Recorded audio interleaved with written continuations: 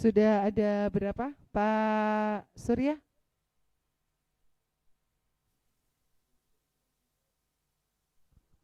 Baru 69 ya? Ya. Tolong 9 dikurangi 3.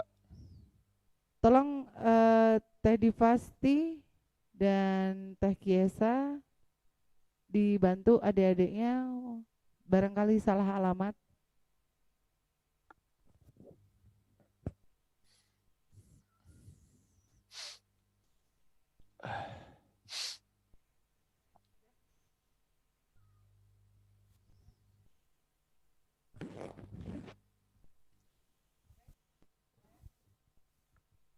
Oke, bismillahirrahmanirrahim. Assalamualaikum warahmatullahi taala wabarakatuh. Waalaikumsalam. Waalaikumsalam. Waalaikumsalam. Waalaikumsalam warahmatullahi wabarakatuh. Alhamdulillahirrahmanirrahim. Semoga semua masih dalam kondisi yang sehat walafiat, dalam kondisi yang bahagia, dan dalam kondisi yang terbaik ya, insya Allah, amin. Hari ini adalah hari kedua Diklat Literasi Pra-LKO tahun 2020 untuk OSIS, Cabas atau CASIS, dan MPK atau PK ya. Ada beberapa materi yang akan diberikan hari ini. Kalau kemarin kita sudah berbincang tentang atau bertukar pendapat tentang bagaimana caranya penulisan karya ilmiah, yaitu penyusunan proposal dan bagaimana cara menyusun pelaporan proposal. Insya Allah hari ini kita akan bertukar ilmu atau saling tukar menukar knowledge ya. Yang kita akan bahas sekarang hari ini adalah bagaimana caranya membuat laporan dan membuat rumusan rencana anggaran biaya. Insya Allah mudah-mudahan semuanya masih dalam kondisi steady, kebugarannya baik, daya tahannya baik, sehingga dapat mengikuti kegiatan sampai hari terakhir nanti, insya Allah, amin. Oke, tidak berlama lagi, untuk mengefektifkan waktu, saya akan serahkan kepada moderator kita, yaitu Bapak Dea Abdillah. Kepada Bapak Dea Fauzia Abdillah SPD, waktu dipersilahkan. Terima kasih kepada Ibu Indah dan teman-teman yang ada di SMA Negeri 15 Bandung yang bisa mengikuti kegiatan secara offline. Mohon maaf belum bisa bergabung dengan teman-teman di sana karena ada satu hal dan lainnya. Bismillahirrahmanirrahim. Assalamualaikum warahmatullahi taala wabarakatuh. Waalaikumsalam warahmatullahi wabarakatuh. Alhamdulillahirrabbilalamin. Wassalatu wassalamu ala asrofil anbiya'i wal mursalim. Walhamdulillahirrabbilalamin. Asyhadu an la ilaha illallah wahdahu la syarikalah. Wa asyhadu anna muhammadan abduhu wa rasuluh. Alhamdulillah di siang yang cerah ini kita dapat berkumpul dalam suasana yang berbahagia, dalam suasana yang sehat. Dan tak lupa masih dalam kondisi pandemik COVID-19. Dan tentunya kita harus selalu menggunakan apapun himbauan yang berkaitan dengan protokol kesehatan ya. Shalawat serta salam tak lupa kita limpahkan kepada junjungan Nabi besar Muhammad SAW. Tak lupa kepada para keluarganya, pada para sahabatnya, tabi'un-tabi'unnya juga kita umatnya hingga akhir zaman. Alhamdulillah pada kesempatan hari ini kita sudah masuk ke hari kedua pelaksanaan pendidikan latihan dasar atau Diklat SAR untuk persiapan menuju ke Diklat LKO hari Sabtu nanti. Dan tentunya materi yang akan disampaikan hari ini juga tak kalah pentingnya dengan materi hari kemarin, karena berkaitan ya, saling terasosiasi, saling terkoneksi. Hari kemarin teman-teman mendapatkan materi tentang bagaimana cara membuat proposal dan laporan. Sekarang adalah bagaimana cara membuat anggaran, ini yang paling krusial. Kemarin sepertinya pertanyaan-pertanyaannya menjurus ke sini, tapi Pak Teddy juga dengan tepat menjawab bahwa kapasitas dari menjawab pertanyaan yang berkaitan dengan anggaran ini tentunya diserahkan kepada ahlinya. Dalam hal ini adalah pemateri hari kedua. Baik, mohon izin sebelum dimulai untuk materi hari kedua, saya akan membacakan kurikulum vitae ataupun riwayat hidup dari pemateri kedua. Mohon izin share screen ke operator.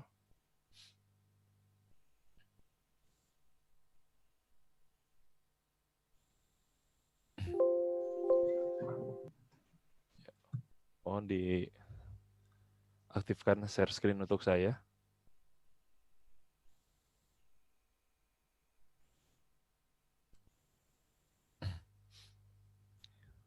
Ya, saya mau menampilkan riwayat hidup dan juga jejak rekam dari pemateri hari kedua, ya.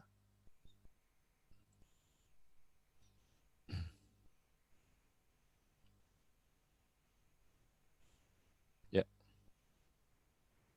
Sudah tampil ya? Boleh dibaca sama-sama ya dengan dipandu oleh audio dari saya. Nama lengkap adalah Ibu Ella Maulidia SPDGR ya.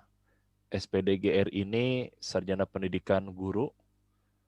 Berbeda dengan kami yang tidak memiliki gelar GR, Bu Ella ini sudah dinyatakan sebagai guru profesional karena sudah mengikuti kegiatan SM3T ya, atau melakukan sebuah pengabdian di luar ataupun di tempat terjauh dari Indonesia. Dalam hal ini adalah pernah menjadi pengajar di SMP 2 Semau Selatan, Satap Kecamatan Semau Selatan, Kabupaten Kupang, Nusa Tenggara Timur.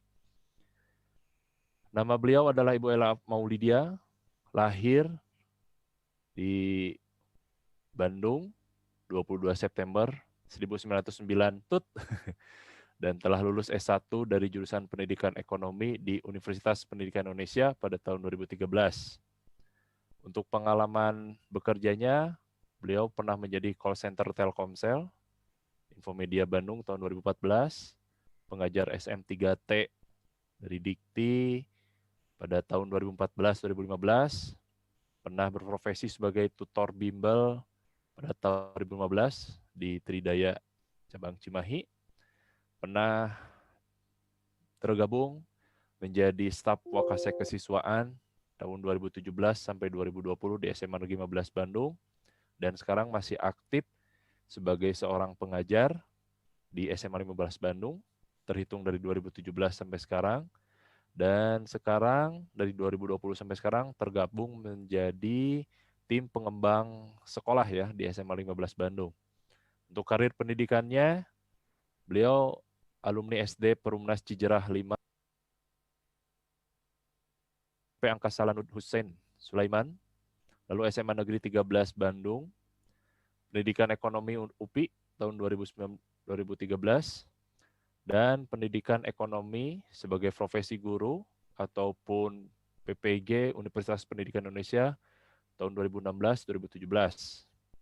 Untuk karir keorganisasian, waktu SMA dan perkuliahan beliau tercatat sebagai anggota OSIS SMA Negeri 13 Bandung bidang kewirausahaan. Lalu tercatat juga sebagai Bendahara 2 di OSIS SMA 13 Bandung dan mengikuti keprofesian Mahaprofesi UPI di UPI. Alamat beliau di Jalan Melong Raya, Gang Sukasih, ya, Cimahi Selatan. Lalu kontak personnya bisa teman-teman lihat di sini, ada Instagram, ada Line, dan ada WhatsApp. Boleh dicatat jika memang nanti membutuhkan informasi apapun terkait dengan kegiatan-kegiatan keorganisasian ataupun yang berkaitan dengan materi hari ini. Oke, tanpa menunggu panjang lebar lagi, kita berikan applause dan kita berikan kesempatan terbaik kepada Ibu Ella Maulidia SPDGR untuk menyampaikan materinya hari ini. Kepada Ibu Ella, dipersilahkan.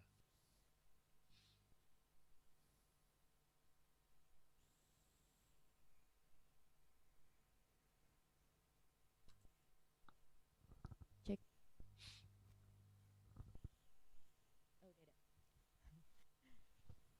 Ya, bismillahirrahmanirrahim. Assalamualaikum warahmatullahi wabarakatuh. Suaranya belum masuk, Bu. Enggak apa-apa. Ya. Ya. Man. Terima kasih sebelumnya atas kesempatan yang diberikan oleh kepercayaannya juga dari kesiswaan, juga Suaranya dari belum masuk, Bu. Punten.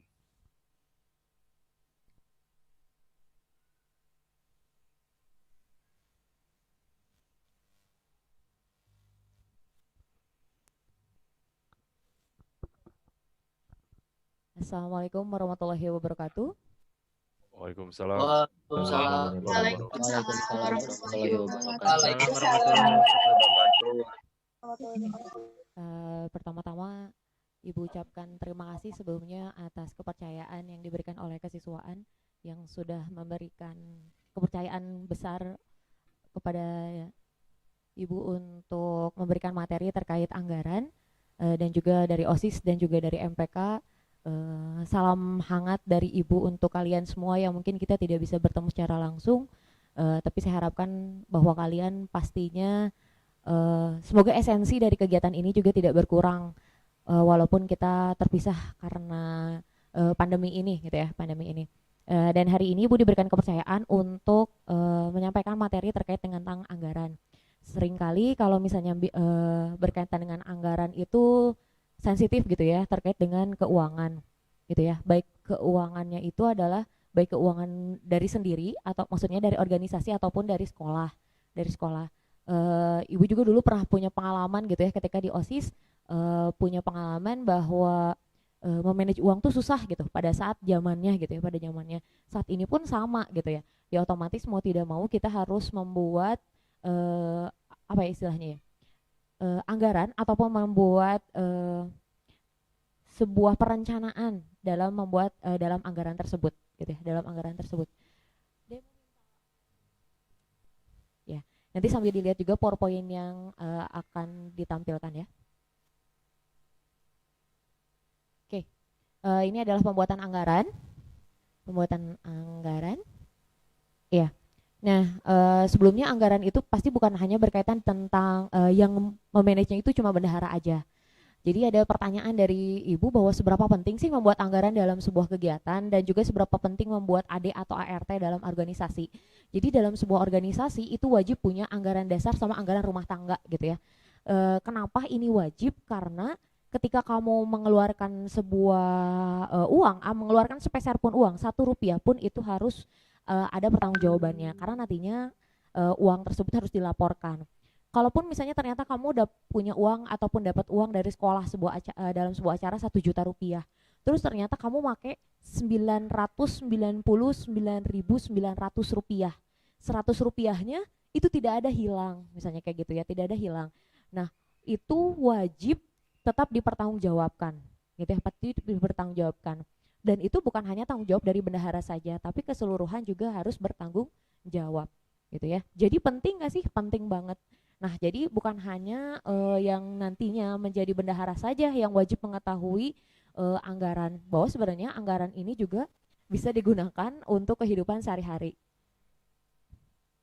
Oke, coba perhatikan ilustrasi di sini. Ya, nggak apa-apa nanti kalau misalnya ada yang mau jawab di unmute sendiri, bisa nggak? Bisa ya. Oke, organisasi A merupakan organisasi yang baru berdiri nih. Mereka memiliki sumber anggaran atau sumber dananya itu hanya dari anggotanya saja. Apa yang harus dilakukan oleh organisasi tersebut bila memiliki banyak rencana kegiatan tetapi dananya terbatas? Karena dananya diambil hanya dari anggota. Yang pertama mencari sumber dana sebesar-besarnya atau B menganalisis prioritas kegiatan. Silahkan boleh ada yang mau jawab dulu dan kemukakan alasannya.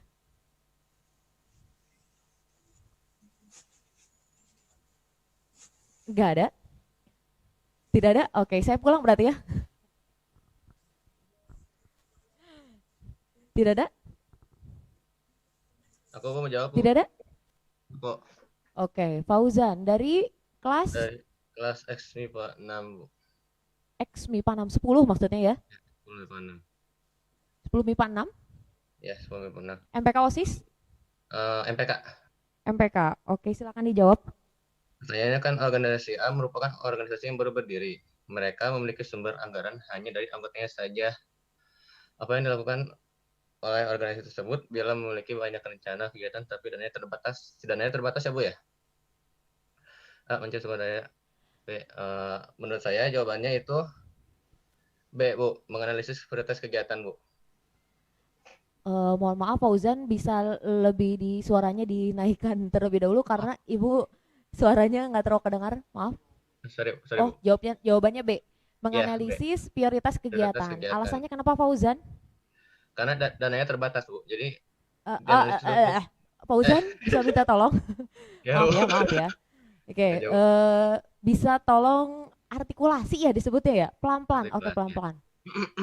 Saat ini udah lama nggak ngomong di depan banyak orang, Bu. Dia agak gugup lagi. B.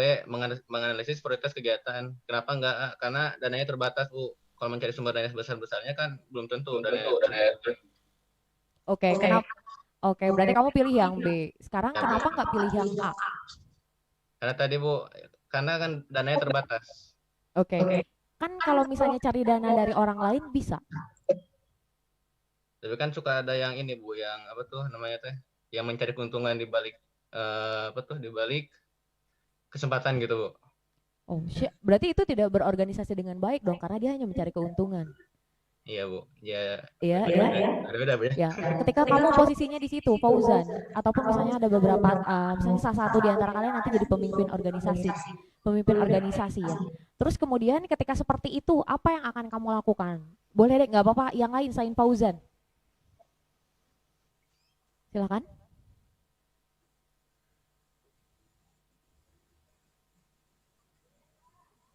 Yang lain?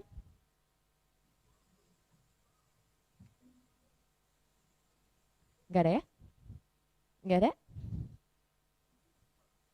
Nggak ada? Oke. Oke, sebenarnya di antara dua ini, yang tadi yang A atau yang B, sebenarnya dua-duanya juga benar, gitu ya. Ketika kamu memang sumber dana kamu sedikit, mau nggak mau, kamu bisa cari sumber dana lain atau memang melakukan analisis prioritas kegiatan. Tapi yang harus kamu lakukan pertama kali adalah B. B dulu, baru A. Yaitu kamu melakukan analisis skala prioritas istilahnya. Skala prioritas apa sih atau kegiatan apa sih yang harus lebih dulu kamu lakukan atau yang harus dikerjakan, baru kemudian kamu mencari sumber dana sebesar-besarnya. Jadi omong kosong lah istilahnya kalau misalnya kamu punya acara yang banyak ya, sumber dananya sedikit tapi kamu nggak tahu mana yang harus yang pertama kamu lakukan, kayak gitu ya. Ketika kamu sudah tahu kegiatan mana yang paling prioritas, oh ini nih kira-kira kegiatan ini nih yang bakalan menarik banyak orang gitu ya, menarik banyak orang ataupun misalnya membuat banyak orang suka, itu dikerjakan terlebih dahulu. Terus kamu cari sumber dananya sebesar-besarnya, kayak gitu ya. Seringkali kalian itu lupa ataupun terfokus pada mencari dana itu harus keluar, ya. Otomatis harus cari sponsor misalnya ya, misalnya kalau misalnya bikin acara cari sponsor, enggak, kalian bisa memaksimalkan dengan orang tua gitu ya. Sebenarnya sumber dana yang paling dekat itu adalah dari orang tua gitu ya, dari orang tua. Bukan berarti kamu wajib malak gitu istilahnya, malak sama orang tua kamu, enggak, tapi istilahnya adalah saya yakin di antara 1030-an orang dari sini, orang tua siswa itu pasti ada yang pengen mensponsori kegiatan, kayak gitu ya, mensponsori kegiatan. Hanya kaliannya nggak tahu, hanya kaliannya lebih fokusnya adalah mencari sponsor sebanyak-banyaknya gitu. Padahal sebenarnya di tengah-tengah kita juga banyak orang tua yang akan mendukung kegiatan, gitu ya. Oke, selanjutnya. Nah, Ini biasanya saya berkaitan dengan akuntansi ya, akuntansi. Tapi sebenarnya ada banyak banget nama-namanya. Tapi ini yang sering muncul kalau misalnya kalian di dalam sebuah anggaran. Di dalam anggaran. Kalian pasti ingat ataupun pernah sering atau enggak bendahara kelas deh yang bakalan bilang bayar uang kas gitu ya. Jadi yang bakalan sering muncul itu ada kas, ada peralatan, ada perlengkapan sama piutang. Terus kalau misalnya ada lagi pembelian barang ataupun ada jasa juga, penggunaan jasa, ada utang sama modal. Nah nanti dalam pencatatan, nanti kalau misalnya bendahara ataupun yang bikin kegiatan dalam pencatatan ini nama-nama ini pasti selalu ada. Kalau kas berarti adalah uang yang gampang dicairkan, artinya uang yang ada. Uang yang ada saat ini kalian punya. Ya. Kalau peralatan berbeda dengan perlengkapan. Kalau peralatan itu umurnya lebih dari 1 tahun. Itu peralatan. Jadi contohnya kayak printer, komputer, sofa. Misalnya kalau misalnya ada di ruang OSIS, ada juga misalnya CPU, misalnya kayak terus kemudian ada bendera, itu disebut dengan peralatan. Kalau perlengkapan itu adalah pelengkap yang umurnya kurang dari 1 tahun. Contohnya adalah kertas, tinta printer, pulpen, itu adalah perlengkapan. Jadi tidak ada istilahnya kamu nanti membeli pulpen, enggak.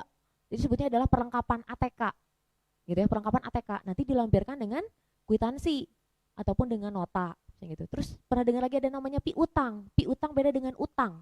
Kenapa Bu kalau piutang disimpannya di debit gitu ya? Kalau piutang itu artinya orang punya utang ke kamu, ya. Berarti uang kamu masih ada di dia. Kalau utang, dia yang punya utang ke kamu kan?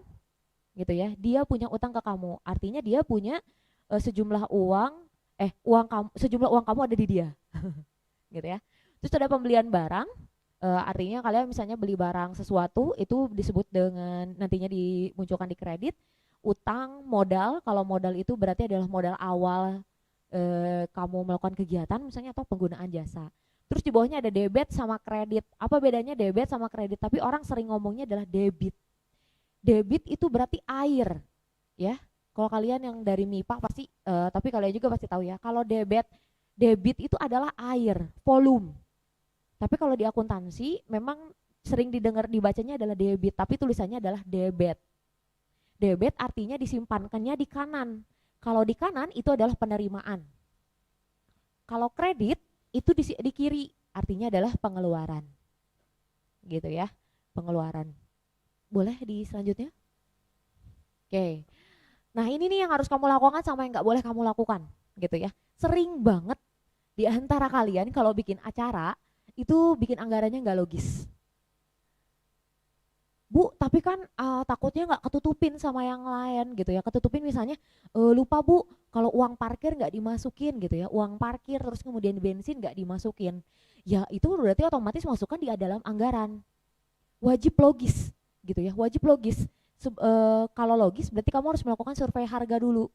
Survei harga. Sekarang kamu dimudahkan dengan adanya belanja online gitu ya. Maksudnya itu dengan beberapa aplikasi. Kamu bisa cek dulu di sana. Nggak akan jauh beda kok harganya, nggak akan jauh banget sampai ratusan atau ratusan ribu gitu ya perbedaan barang tersebut.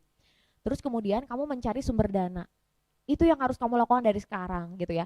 Apalagi kalau misalnya kamu memang punya event besar dan otomatis membutuhkan dana yang besar, kamu harus mencari sumber dana. Mulai nih pencarian dulu misalnya pengen pensi misalnya, OSIS pengen pensi, MPK nih bantu nih, aku punya list nih sponsor-sponsor mau nggak? Nah itu yang benar ya, jadi saling membantu. MPK adalah pengawas tapi juga yang membantu juga gitu loh, membantu juga. Bukan berarti MPK itu di atas OSIS, tidak gitu ya, tidak di atas OSIS. Sama-sama punya tugas masing-masing. Tapi yang tidak boleh kamu lakukan adalah yang tadi, anggarannya tidak logis. Misalnya ya, mau beli benderanya 100.000, logis enggak? Tidak gitu ya, kalau bendera kan enggak mungkin sampai 100.000, kecuali kamu belinya 50 atau 10 misalnya kayak gitu, 10 biji kayak gitu ya. Kayak gitu, jadi anggarannya harus logis.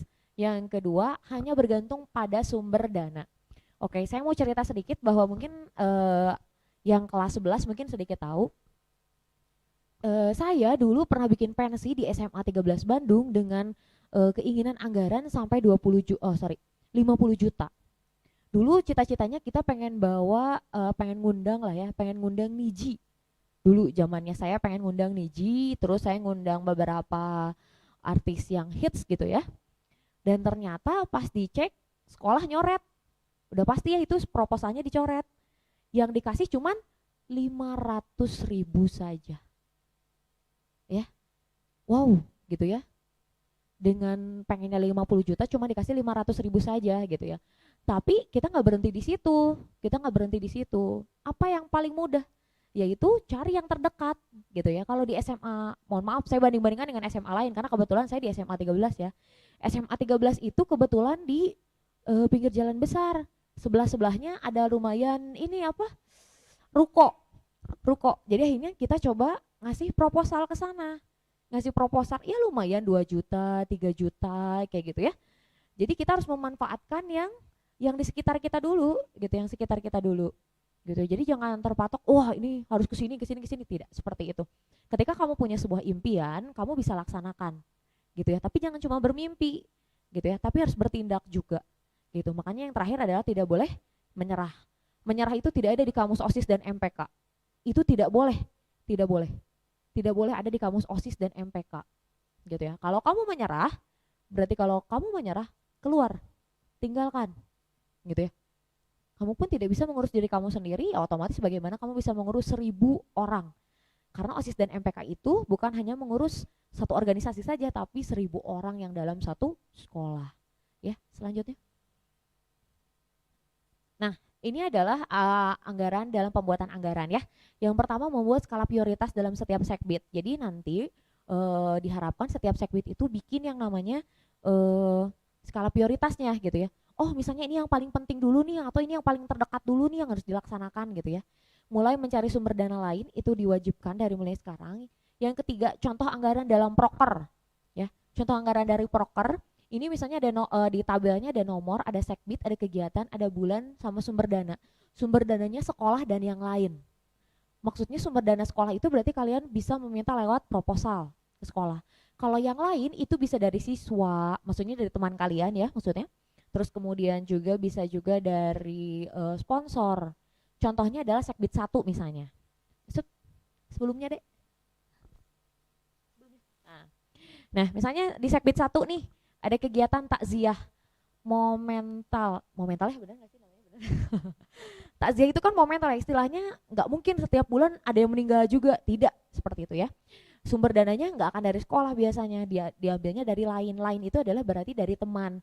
Biasanya yang dulunya sekbid 1 itu kan kita minta sumbangan gitu ya dari teman-teman kalian kayak gitu. Atau terus kemudian acara yang kedua misalnya ada pembelajaran kurban, pembelajaran kurban misalnya bulan Juli tahun depan gitu ya. Dari sekolah dapatnya 1 juta, yang lainnya 30 juta. Dari mana? Bisa dari siswa atau dari orang tua siswa. Misalnya kayak gitu. Kenapa sih anggaran itu wajib dibuat sedemikian rupa? Karena ini sebagai ada ART. Ada ART itu rancangan awal. Ibu gimana kalau misalnya pada saat realisasi ada perubahan misalnya kayak gitu ya. Misalnya takziah itu enggak 1 juta Bu, ternyata 3 juta, ya enggak apa-apa. Nanti akan dilakukan proses perubahannya di pelaporan kayak gitu ya. Nah seringkali di antara kalian itu banyak banget yang salah. Yang salahnya itu adalah biarin aja yang bikin acara kan sekbid 1, yang bagian bendaharanya si ini. Ketika si ini udah selesai udah aja, ya enggak kayak gitu. Ketika pelaporan keuangan, terutama keuangan ya, bukan cuman kalian berikan kepada sekolah, tapi kalian juga wajib punya gitu ya, wajib punya. Jadi ketika kalau misalnya kamu buat sebuah proposal yang sudah ditandatangani oleh kepala sekolah, misalnya dicoret anggarannya dari 5 juta jadi 2 juta, itu proposal itu dikopi jadi 2 istilahnya mah ya. Kalian juga pegang gitu ya. Kalian juga pegang, kemudian nanti kalian, oh aku dapat 2 juta tuh, berarti tinggal lihat prioritasnya gimana nih, harus beli apa dulu yang paling penting. Kalian juga pegang, kemudian oh kalau misalnya tetap kurang, saya harus cari sumber dana dari mana nih, misalnya kayak gitu ya. Setelah seperti itu, nanti kemudian setelah selesai kegiatan, dibikin laporannya pun dikopi kembali, OSIS pun wajib punya. Jadi nanti pada saat terakhir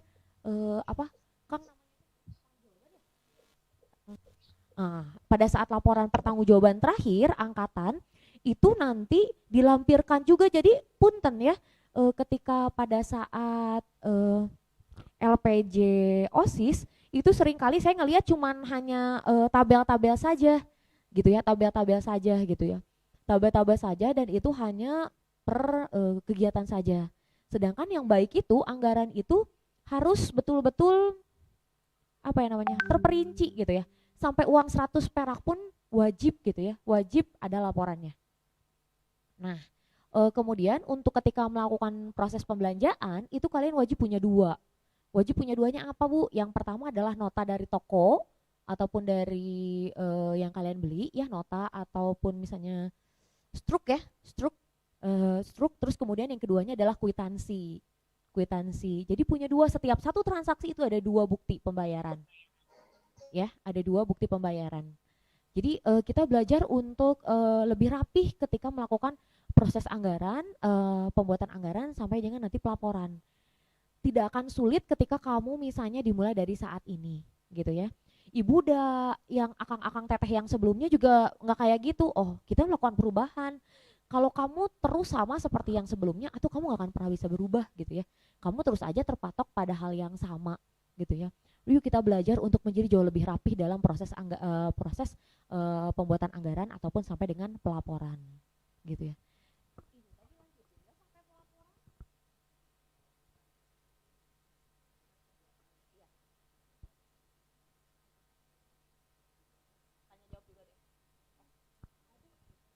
Oh, nanti baru. Oke. Terima kasih petunjuknya. Oke, ini materi sampai pembuatan anggaran. Mangga saya kembalikan ke Pak Dea.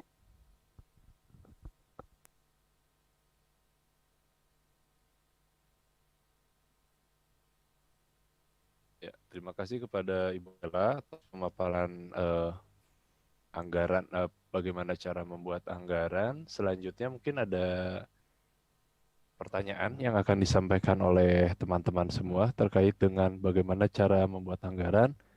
Tadi sudah disampaikan dengan detail tentang bagaimana cara menyusun anggaran, sampai keabsahan data, logika dalam menentukan angka dan kebutuhan. Silahkan teman-teman boleh raise hand ataupun langsung di unmute untuk menyampaikan pertanyaan yang akan diajukan. Enggak.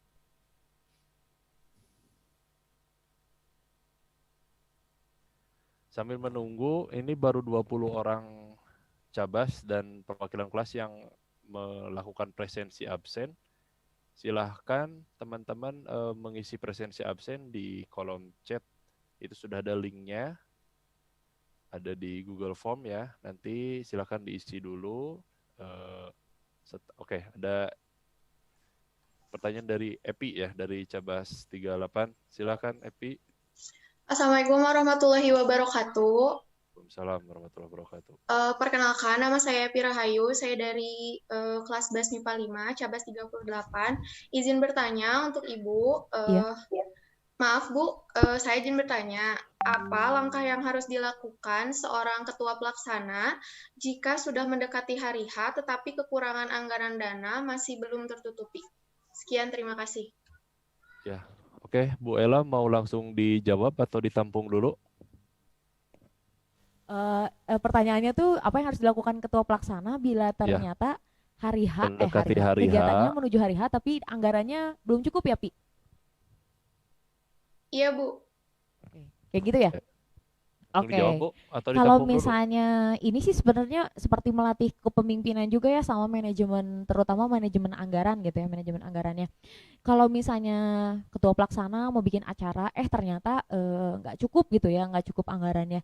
Kalau menurut saya yang paling baik adalah melakukan pemangkasan dana. Artinya kayak gini, berapa sisa uangnya yang dikeluarin, berapa sisa uang yang masih ada, terus kemudian hanya dikeluarkan untuk yang jadi prioritas gitu ya. Dan kemudian yang tidak terlaksana ataupun yang tidak bisa dibeli dengan uang tersebut, kita cari yang lain. Aslinya cari solusi. Misalnya mau bikin acara apa ya, misalnya contohnya pensi biar gampang ya. Misalnya mau bikin acara pensi, ternyata dari semua anggaran tuh hampir menuju ada gitu ya, udah tapi ternyata pas H-10 misalnya, H-10 mau pelunasan apa ya kira-kira? Oh, mau pelunasan apa namanya yang ini pengamanan. Misalnya kalian mencari pihak ketiga untuk melakukan pengamanan gitu ya. Mau nggak mau itu lebih baiknya adalah ngambil sumber daya manusia yang ada. Sumber daya manusia yang ada kamu rekrut, terus kemudian kamu jadikan mereka sebagai pengamanan kayak gitu. Jadi memang harus agak diputar gitu ya, agak diputar. Nah itulah fungsi dari skala prioritas sama survei harga itu. Survei harga. Jadi ketika kamu misalnya nggak survei harga, terus kemudian kamu nggak buat skala prioritas, itu yang terjadi. Itu yang terjadi gitu ya. Ada uangnya juga masih ada lah banyak gitu ya, jadi nggak dibuat prioritas, ya itu salah. Jadi uang misalnya 10 juta yang kekumpul, mana nih yang paling penting? Oh yang paling penting itu saat ini adalah nge-DP-in dulu tamu, misalnya nge-DP-in dulu tamu, oke, DP-in dulu gitu ya. Nah kemudian yang lain-lainnya nanti aja, ngikutin dulu aja, cari dulu sumber dana sebanyak-banyaknya. Terima kasih Epi pertanyaannya. Ya, terima kasih. Dari Epi sudah jawab, Pi? Sudah, Pak. Makasih, Ibu. Oke, intinya strategi pemangkasan biaya itu juga, lalu tadi ada skala prioritas, dan tentunya dipertimbangkan dan dipikirkan dengan matang ya untuk survei dulu harga dan lain-lainnya. Baik, ada lagi pertanyaan selanjutnya, silakan. Terkait dengan penyusunan anggaran. Silakan. Oke. Ya.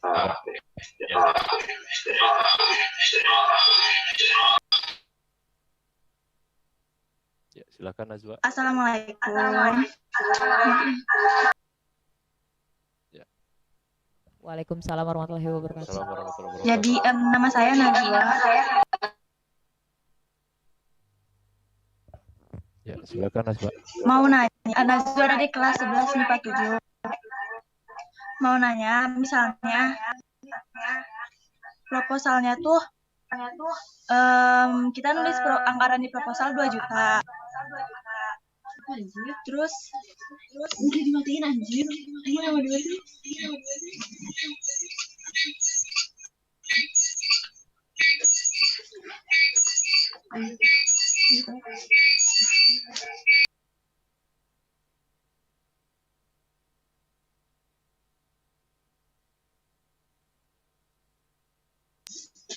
Jadi misalnya di proposal tuh nulis anggaran 2 juta totalnya. Terus yang dicairinnya tuh cuma 1 juta. Nanti kita nulis di laporannya berarti 1 juta atau 2 juta. Terus misalnya kita nulis 1 juta, berarti kan yang nggak dicairinnya 1 juta.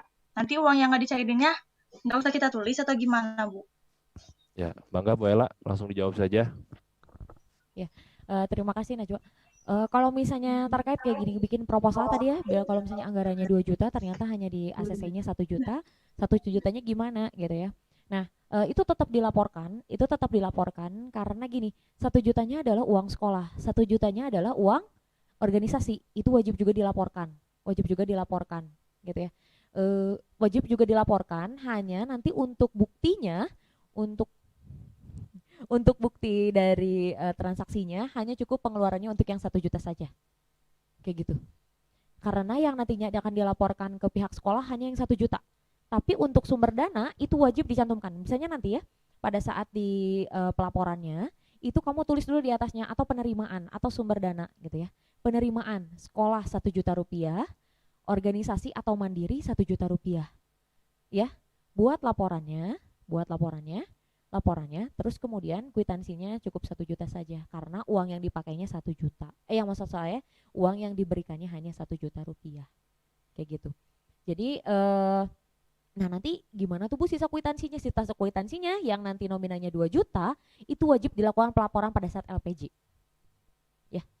Karena LPJ-nya adalah ada uang organisasi di situ 1 juta rupiah. Gitu. Wajib dilaporkan. Gitu. Oke. Itu aja. Bagaimana Najwa? Sudah jelas ya? Udah Pak. Iya. Ya, terima kasih. Bu Ella, sambil menunggu teman-teman untuk mengajukan pertanyaan lagi, izin bertanya nih ke Bu Ella dan mungkin bisa jadi pembelajaran untuk teman-teman semua juga. Boleh dari moderator bertanya Bu Ella? Iya Pak. Ya. kalau membuat anggaran, terus ada istilah, mohon maaf ya, ini kita belak-belakan saja. Kita ada istilah penggelembungan dana nih. Ya, misalkan kita mengajukan kegiatan ini, realnya itu adalah misalkan 3 juta. Lalu untuk mengantisipasi dan lain-lainnya di-up. Nah, secara kode etik menulis anggaran, boleh tidak sih Bu? Ini pembelajaran untuk anak-anak OSIS. Bagaimana mekanisme yang baik, apakah ternyata memang seperti itu dilebihkan karena nanti misalkan targetan 3 juta, ternyata yang di ACC cuma 1 juta, makanya dilebihin jadi 5 juta, efeknya ternyata dicairinnya 5 juta. Nah, ini bagaimana pertimbangannya dari kacamata anggaran dari Ibu sebagai ekonom untuk perilaku seperti itu, Bang Abu? Oke, terima kasih Pak. Sebenarnya memang itu kayak koin ya, sisi koin gitu ya, yang sama-sama sebenarnya bingung juga gitu ya. Kadang saya pun saat ini yang sudah seperti ini pun ketika membuat sebuah laporan, maksudnya membuat anggaran sampai dengan pelaporan juga masih bingung gitu ya. Karena memang ketika kayak gitu kita memang niatnya ada takut ini apa namanya tuh, takut kurang gitu ya, takut kurang sehingga kita diapin, terus kemudian ya nanti yang lebih repotnya adalah pada saat pelaporan. Secara kode, secara kami dari akuntansi gitu ya, dari akuntansinya sebenarnya untuk pelaporan lebih ke akuntansi itu tidak boleh gitu ya, tidak boleh karena kami ada yang namanya untuk prinsip dari pelaporan itu wajib yang namanya disebut itu dapat dipercaya gitu ya, dapat dipercaya. Karena kalau misalnya sebuah pelaporan tidak dapat dipercaya, itu otomatis akan berdampak kepada yang lainnya. Kalau misalnya jangka jauh untuk bagi perusahaan, kalau perusahaan itu otomatis tidak akan ataupun jadinya kehilangan yang namanya investor. Tapi gini ya, tapi itu untuk di perusahaan. Untuk yang di organisasi itu sebenarnya diperbolehkan kalau menurut saya secara pribadi ya, secara pribadi. Karena saya pun pernah berpengalaman seperti kalian. Udah takut yang tadi teh uang bensin gitu ya, uang bensin nggak kecatat gitu ya, uang bensin nggak kecatat. Nah, sebenarnya boleh diperbolehkan untuk di organisasi, tapi logis. Yang itu yang saya pastikan untuk logis. Misalnya dipastikan kalau misalnya ya tadi beli bendera, orang udah taunya juga nggak akan semahal itu gitu ya, nggak akan semahal itu, tapi kamu sampai apinnya terlalu besar, nah itu juga jadi bahaya gitu ya. Karena nanti saya takutnya adalah berdampak ke adiknya yang di bawahnya. Karena kan yang namanya organisasi itu ya, misalnya punten ya, ketika kita sudah mengecap satu orang sudah mengecap satu organisasi, itu nanti jadi buah bibir misalnya dari saya nanti ke Padea, dari Padea ke yang lain gitu ya, ih OSIS yang angkatan ini mah gini. Nah itu jadi permasalahan berbahaya. Sebenarnya kalau menurut saya secara pribadi silahkan di-up-kan tapi harus logis. Tapi untuk pelaporan, nah ini kalian harus pintar dalam pelaporan. Jadi pembelajarannya bisa didengarkan langsung ya dari Ibu sebagai orang ekonomi atau orang akuntansi, bahwa kode etik dari meng-up anggaran itu sebetulnya tidak boleh karena nanti berkaitan dengan pertanggungjawaban dalam pelaporan ya Bu ya. Iya betul. Nanti di LPJ diacak-acak, dicecer. Iya betul banget. Jadi baiknya masih sepertinya harus ini aja, harus realistis, harus logis.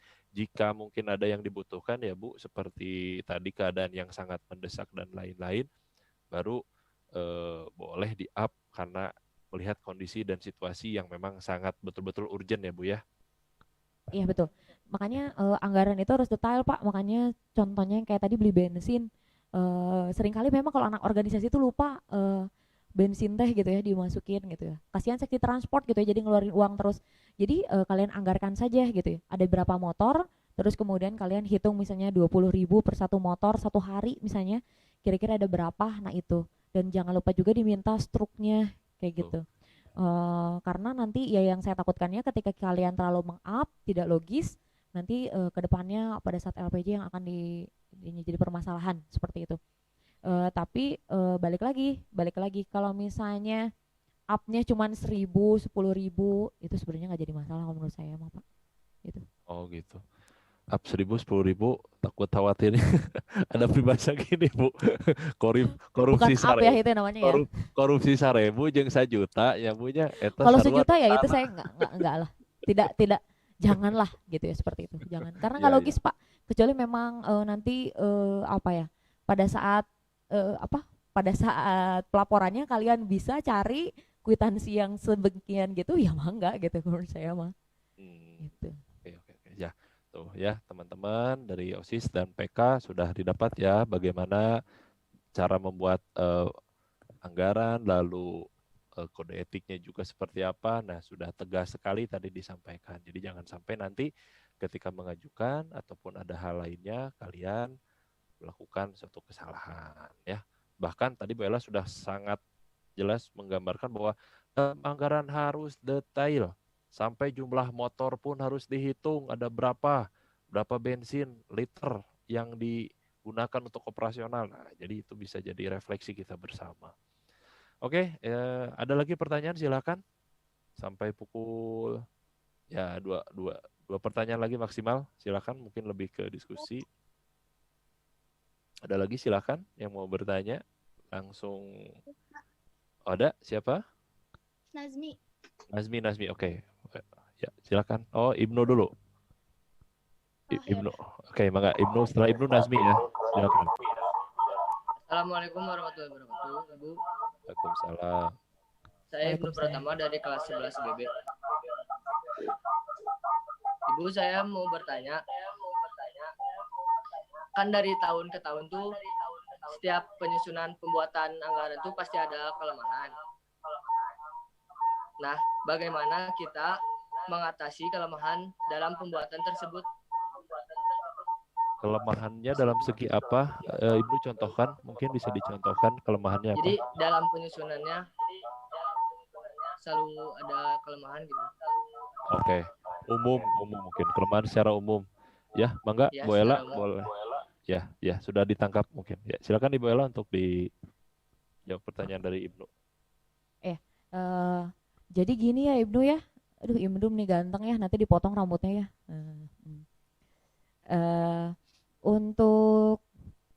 Untuk pembuatan anggaran pasti punya kelemahan, gak mungkin sempurna gitu.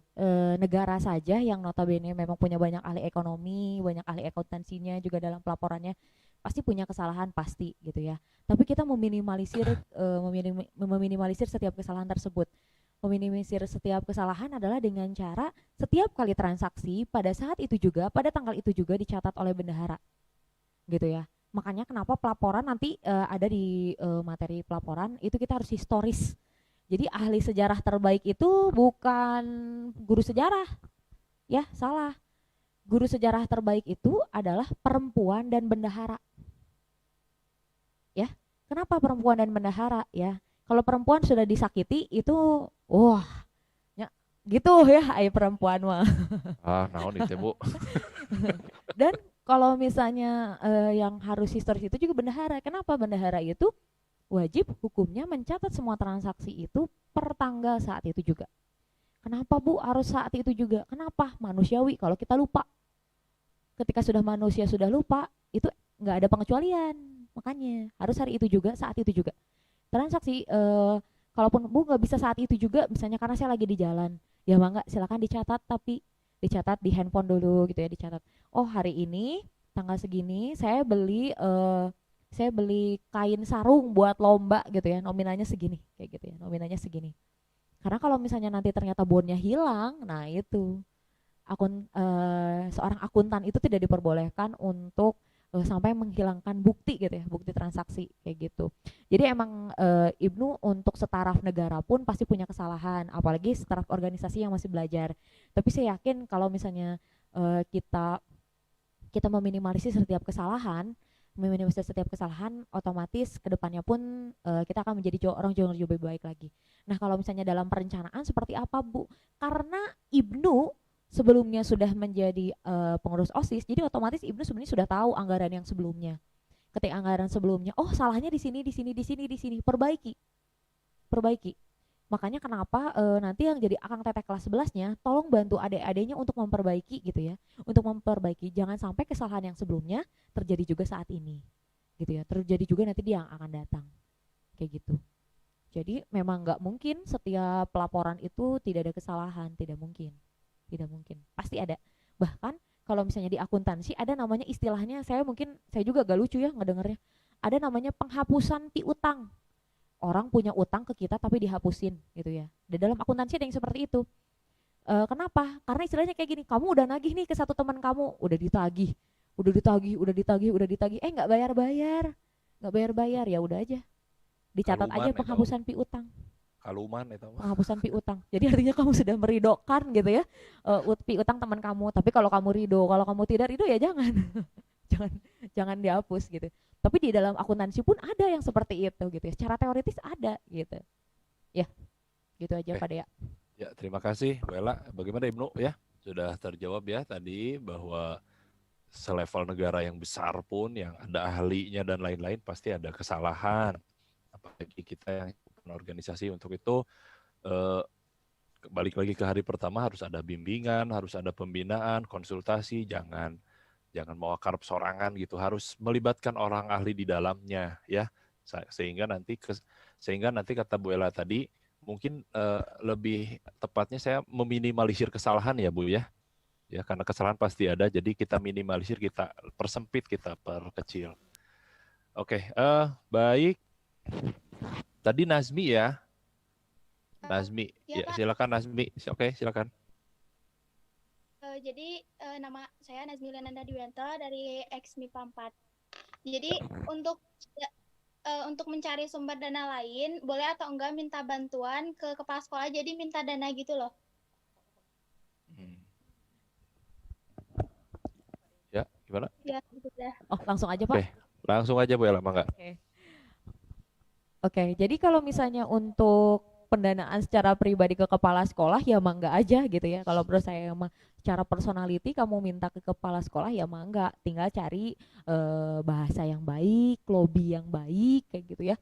Lobby yang baik, karena kalau misalnya nanti karena sebenarnya kepala sekolah menyetujui juga seperti udah jadi anggaran gitu ya, maksudnya itu bukan anggaran ya, sudah ada di dananya kayak gitu, sudah ada di dananya. Tapi kalau misalnya secara personal ke kepala sekolah ya mangga, nggak apa-apa kok. Nanti pun kalau misalnya ternyata kamu biasanya anak OSIS suka pinter deh ya kalau misalnya kayak jualan ke guru-guru gitu ya, ke guru-guru gitu kan. Secara tidak langsung itu tuh sebenarnya guru tuh sumber dana lain gitu loh buat kalian gitu. Jual apa misalnya kalian itu sumber dana lain sebenarnya. Itu diperbolehkan kok, tidak jadi masalah. Jadi sumber dana lain tidak tok dari sponsor, tidak tok dari orang tua siswa misalnya kayak gitu. Bisa dari yang lain. Gitu ya. Masuknya donatur ya. Dikembangkan sedemikian rupa cari sumber dana lain. Cuman satu pegangan saya mah ya, nggak boleh apa coba, nggak boleh ngamen.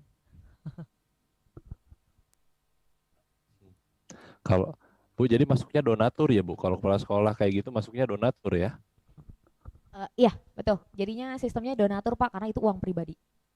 Oke, donatur. ya. Baik, sepakat ya dengan Bu Ella, saya juga jangan ada ngamen-ngamen ya di dago atau kebanyakan 1.000 aja ya, buat apa itu? Unquality pisan lah, unfaedah pisan ya, apalagi mereka itu notabene anak-anak universitas ternama ya, jadi kalaupun mungkin ngamen kemasan baksosnya lebih ke yang elegan mungkin ya Bu ya, cari dananya. Karena semakin tinggi biasanya harus semakin apik lah ketika mencari dana gitu, nggak dengan ngamen. Kalian dengan berjualan dengan apa sih biasanya namanya ya kalau jualan tuh ya? Danus ya, danus. Kalau danus itu jauh lebih baik kalau menurut saya. Sip, danus lagi jangan danus dadatnya.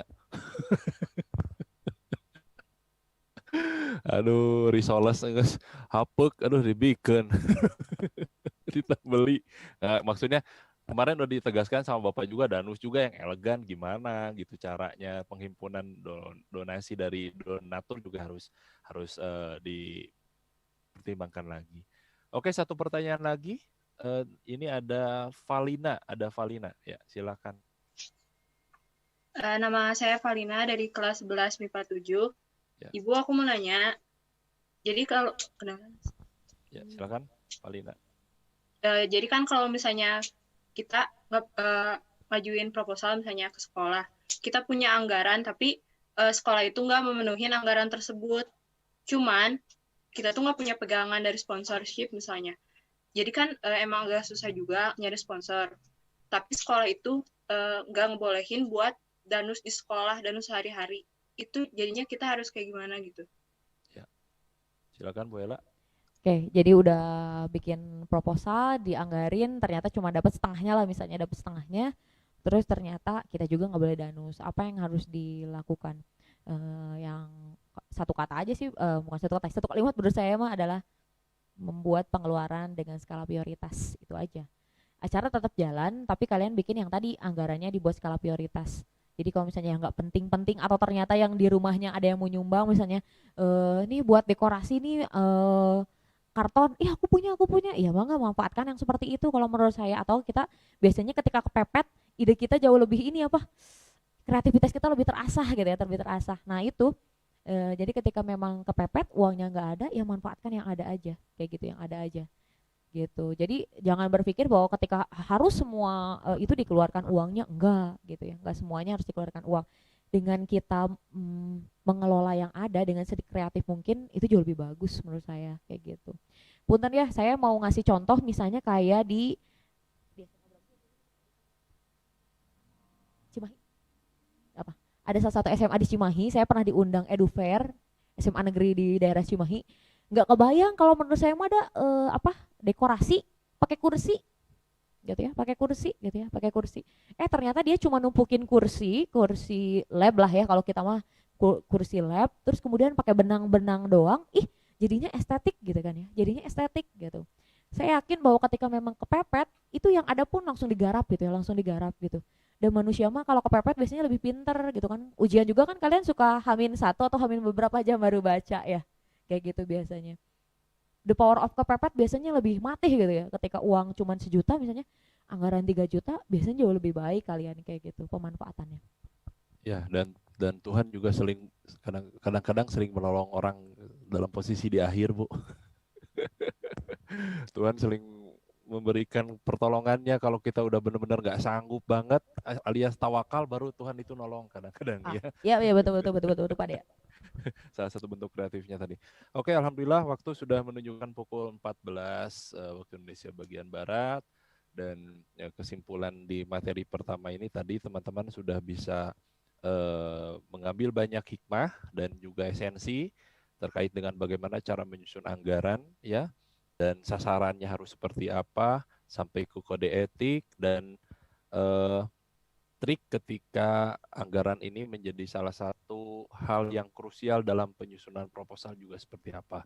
Nanti mungkin lebih jelasnya lagi ketika teman-teman diberikan penugasan oleh Ibu Ella, langsung saja praktek dan lainnya nanti di akhir, dan kita akan menginjak materi yang kedua, yaitu bagaimana cara menyusun pelaporan anggaran. Selamat menyimak selama kurang lebih sekitar 40 sampai 45 menit ke depan. Siapkan juga pertanyaan-pertanyaannya. Boleh teman-teman sambil misalkan udah mengotret di sebuah kertas, lalu nanti ditampilkan untuk di-share screen ke pihak Zoom-nya, nanti ditampilkan untuk didiskusikan juga boleh.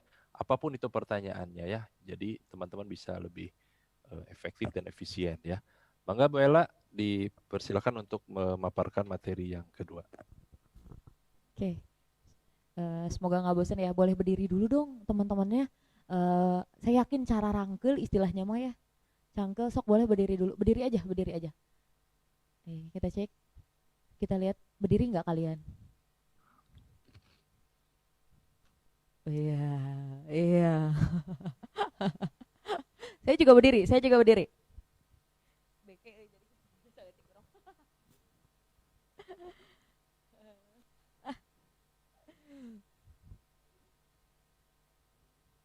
Oke.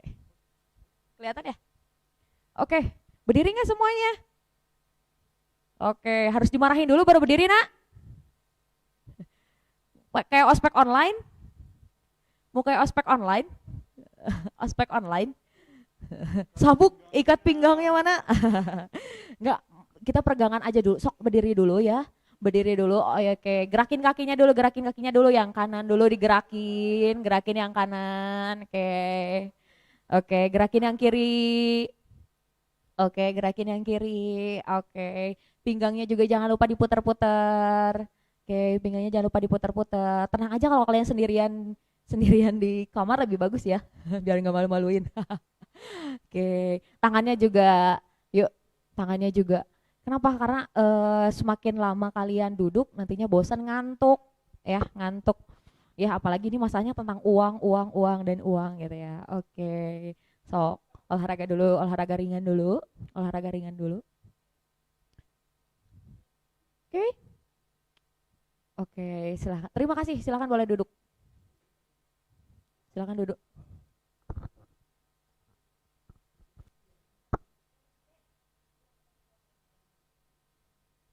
Oke. Tapi aku nggak ada yang udah cukup. Udah cukup. Oke, sekarang kita masuk ke laporan anggaran ya. Laporan anggaran, sebenarnya beberapa pertanyaan yang tadi juga berkaitannya dengan laporan anggaran gitu ya, laporan anggaran. Dek. Ya, ini yang paling penting kalau jadi di akuntansi itu sebenarnya ada banyak prinsip dalam pelaporan, tapi ini yang buat kalian mah segini aja lah cukup gitu ya, segini aja cukup. Jadi penting banget kalau di dalam pelaporan anggaran itu harus historis. Yang tadi saya bilang bahwa memang bendahara itu ataupun yang megang uang itu harus mencatat semua pengeluaran sesuai dengan tanggalnya. Lebih bagus, lebih baik, maksudnya kayak gini, di pengeluaran tanggal 17, kemudian di kwitansi pun tanggal 17, dipastikan sama kayak gitu ya. Terus yang kedua yaitu dapat dibandingkan. Maksudnya seperti apa Bu? Dapat dibandingkan antara acara yang satu dengan yang lainnya. Laporan yang satu dengan yang lainnya. Laporan basis ini dengan yang sebelumnya. Itu dapat dibandingkan. Terus yang kemudian harus dapat dipercaya yang tadi, kalau misalnya nggak logis, kemudian kamu terlalu tinggi anggarannya, itu otomatis tidak akan dipercaya. Kayak gitu, tidak akan dipercaya. Terus harus relevan, artinya relevan itu adalah datanya harus benar. Ya, datanya juga harus benar. Terus ada nilai prediksi. Apa itu nilai prediksi? Jadi gini, ketika laporan kamu benar, otomatis nanti angkatan selanjutnya bisa memprediksi bahwa harganya nggak akan jauh beda. Setelah dihitung dengan tingkat inflasi ya. Mungkin yang nggak belajar ekonomi, apa itu tingkat inflasi gitu ya, tingkat inflasi adalah tingkat kenaikan harga ya, anggaplah seperti istilah mudahnya ada tingkat kenaikan harga. Jadi kalau misalnya kalian lihat kemarin mah Bu, pada saat saya SD gorengan 1.000 teh meni gede kacida gitu ya, tapi saat ini pada saat saya SMA gorengan 1.000 teh meni kecil kacida gitu ya, kecil pisan gitu ya. Dan itu harus bisa diprediksi oleh kalian kayak gitu ya. Yang biasanya anggaran yang suka kalian keluarin misalnya kayak BLA, Bandung Lautan Api misalnya ya. Kan kalian suka beli yang namanya lampion BLA. Nah, nanti kalian bisa cek anggaran Akang Teteh tahun sebelumnya berapa. Oh, tinggal kalian tambahin 500.000 lah misalnya untuk menaikkan kenaikan dari tingkat inflasinya. Jadi yang awalnya 1 juta jadi 1.500.000. Jadi laporan keuangan itu harus bisa diprediksi nantinya gitu ya. Terus kemudian dapat dimengerti karena jadinya semua orang bisa baca. Jadi orang awam pun, orang yang tidak mengerti tentang keuangan pun jadi bisa baca. Kayak gitu. Jadi jangan sampai istilahnya mah ya kalian mencatat itu cuman uang apa ini misalnya kayak gitu ya. Jadi harus bisa dimengerti oleh semua orang yang baca laporan tersebut. Jadi pelaporan itu tidak bisa seenaknya. Jadi bendahara itu berat loh gitu ya. Mungkin sedikit sharing, pada saat saya jadi bendahara 2 pada saat itu, jangan salah, saya pernah kehilangan uang, pernah saya kehilangan uang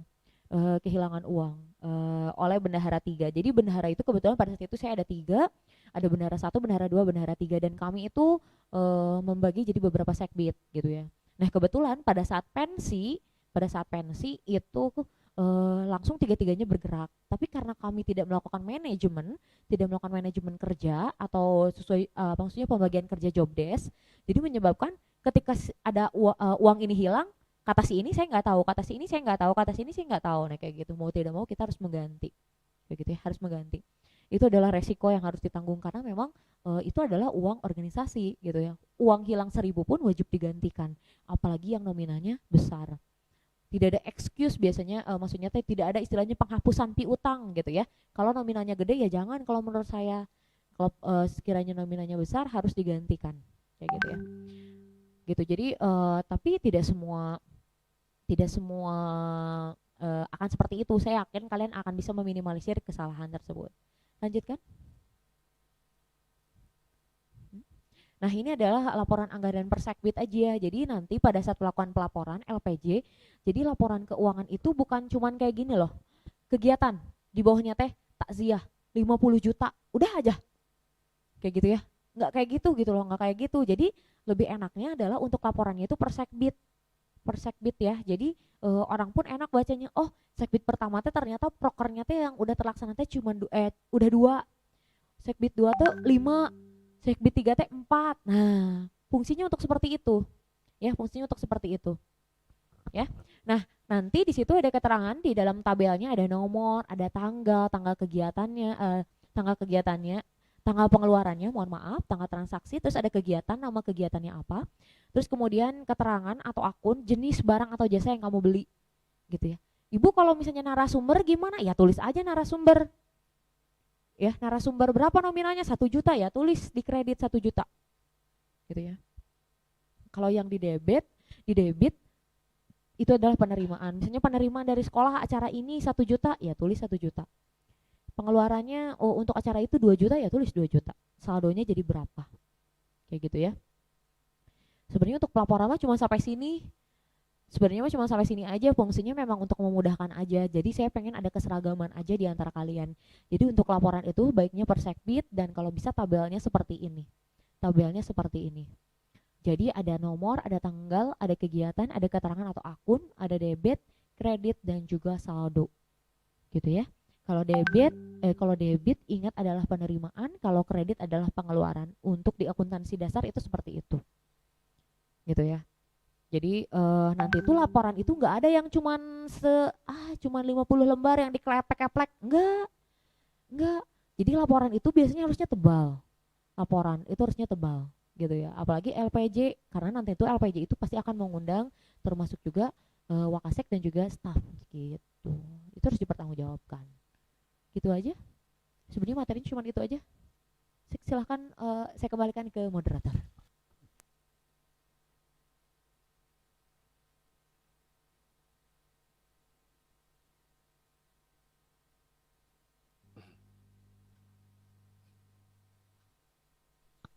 Terima kasih Bu Ella atas pemaparan materi sederhana tapi cukup mengena terkait dengan pelaporan tadi.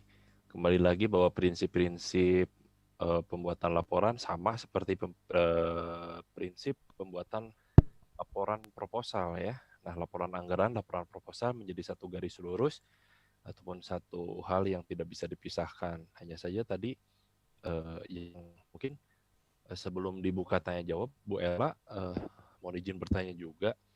Jadi saya moderator dan mungkin bisa mewakili juga teman-teman yang lain, Bu. Dokumen apa saja yang harus dipersiapkan dalam membuat pelaporan keuangan sehingga teman-teman dari OSIS ini sudah bisa mencerna terkait dengan apa yang dipersiapkan. Contohnya seperti tadi ada kwitansi, foto, dan lain-lain. Kira-kira apa saja, Bu, yang lengkap dan itu merupakan bukti autentik dari proses pelaporan keuangan. Mangga, Bu. Oke, terima kasih. Terima kasih Pak Dea. Untuk pelaporan, kalau untuk pembelian barang itu dipastikan kalian punya dua bukti pembelian. Yang pertama adalah nota atau struk, yang kedua adalah kwitansi ya. Saya ulang, untuk pembelian barang itu ada dua. Nota atau struk dari perusahaan ataupun dari toko ataupun apapun yang kalian beli di tempat mana. Yang kedua adalah dari kwitansi.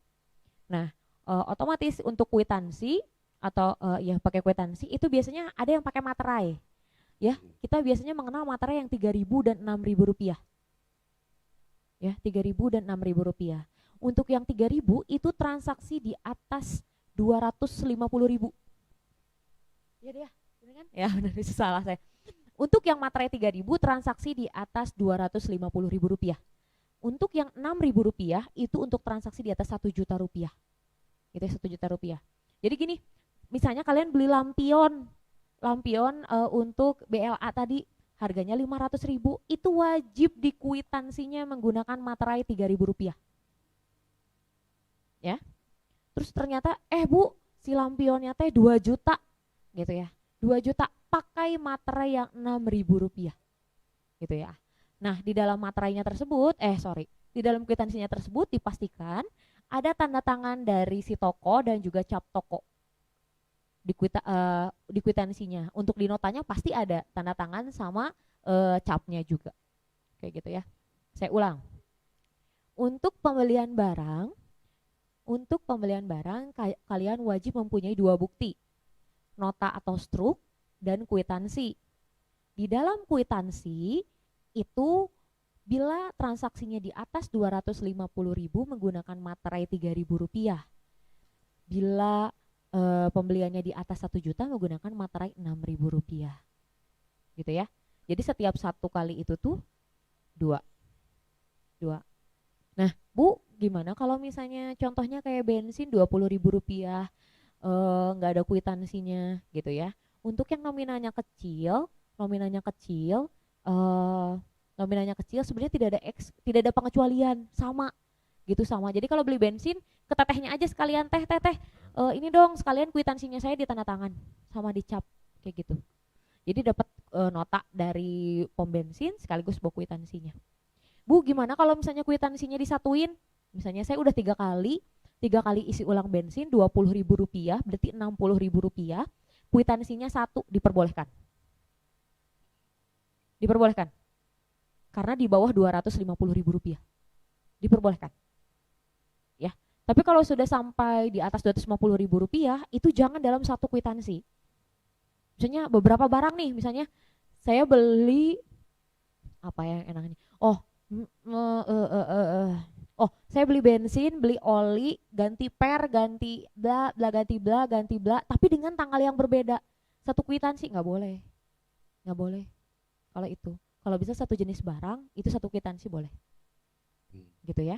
Nah, kemudian untuk setelah itu pelaporan dipastikan bahwa memang pelaporannya yang tadi sudah ada tanggalnya, dibelikannya buat apa sedetail mungkin. Bu, kalau mamang parkir gimana? Gitu ya, memang parkir gimana gitu ya, nggak ada kwitansinya, ya mangga dibuat saja pelaporan biasa. Parkir 30 kali parkir berapaan kayak gitu. Nah, kemudian setelah kalian melakukan pembelian barang, pastikan sudah membeli barang itu difoto barangnya, jadi dokumentasi itu bukan cuman kegiatan, salah, dokumentasi itu juga berupa barang yang kalian beli. Bensin gimana, Bu? Bensinnya aja difotoin gitu ya. Wajib difotokan. Itu untuk barang. Kedua, kalau untuk orang ngasih ke orang narasumber misalnya ya, narasumber, apa yang harus dilakukan? Absen kehadiran narasumber. Kalau misalnya dikasih konsumsi, absen konsumsi narasumber. Difotoin juga narasumbernya pada saat melakukan kegiatannya. Kayak gitu. Gitu ya. Jadi kalau misalnya ngasih uang ke narasumber juga. Tambah lagi satu lagi. Tadi apa aja? Lupa. Yang pertama absen, yang kedua konsumsi, yang ketiga foto, yang keempat adalah bukti ketika memberikan ke narasumber. Misalnya contohnya ya di dalam kertasnya, di sini ada nomor, nama si pemateri, terus materinya apa, nominalnya berapa, terus ditanda tangan. Wajib kayak gitu.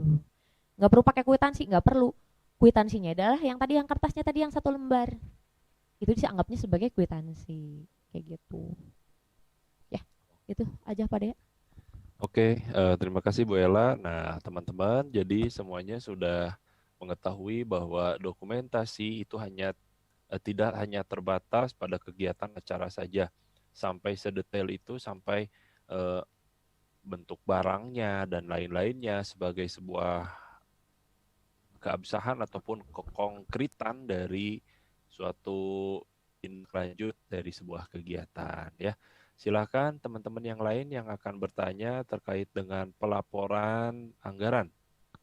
Boleh ada yang raise hand, oke?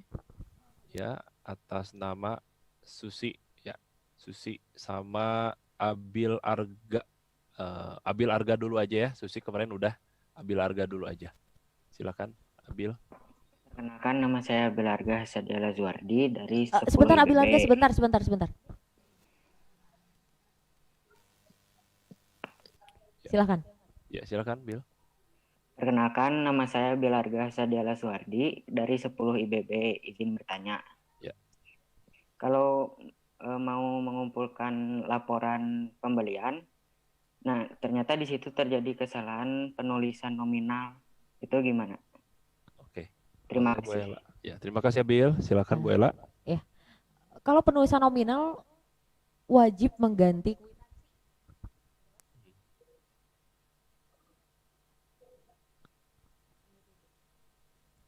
Oh ya.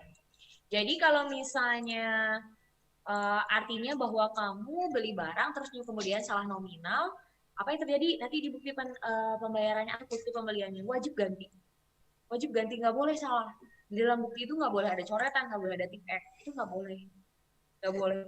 Ini mengurangi apa ya namanya, kepercayaan yang tadi, oh ini jangan-jangan ditambahin nolnya, nah kayak gitu. Jadi silakan ganti saja kwitansinya dengan kwitansi dan nota atau kusut kayak gitu. Ya, oke. Berarti Pastikan nggak boleh salah, gitu ya, nggak boleh salah. Saya biasanya kalau meminimalisir kesalahan itu notanya dari si toko tersebut saya ambil, terus kemudian kwitansinya itu nggak ditulis sama bapaknya atau sama yang punyanya, cukup minta tanda tangan sama capnya aja, ditulis nanti sama saya sesuai dengan nominal yang ada di nota. Itu untuk meminimalisir kesalahan, takutnya buru-buru misalnya kayak gitu, jadi nominalnya salah di kwitansi, itu jadi bahaya. Mendingan nggak apa-apa kalian tulis aja gitu dengan tulisan kalian, tapi tanda tangan si bapak tersebut sama cap gitu. Itu aja. Oke, terima kasih Bu Ella. Jadi tidak boleh tidak boleh ada kesalahan, segera diperbaiki, segera diganti kwitansinya, jangan sampai dibiarkan begitu saja karena nanti krisis kepercayaan ya Bu ya dari pihak yang diajukan untuk anggarannya. Baik, ya selanjutnya terima kasih Abil ya tadi sudah mengajukan pertanyaan. Selanjutnya tadi ada Susi ya, Mangga Susi.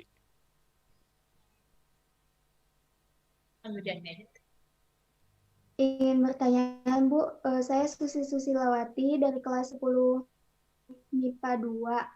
Ya. Biasanya faktor apa yang sering mempengaruhi dalam penyusunan anggaran dan hal yang wajib sangat diperhatikan dalam penyusunannya?